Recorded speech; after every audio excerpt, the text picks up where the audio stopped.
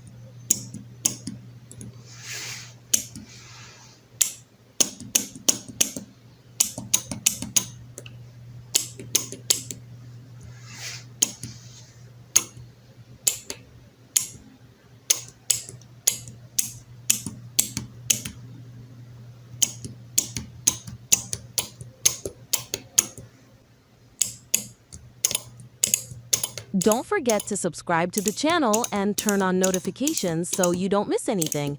And we'd like to let you know that all projects featured on the channel include their schematics and codes. Thank you so much for watching, and see you in another project.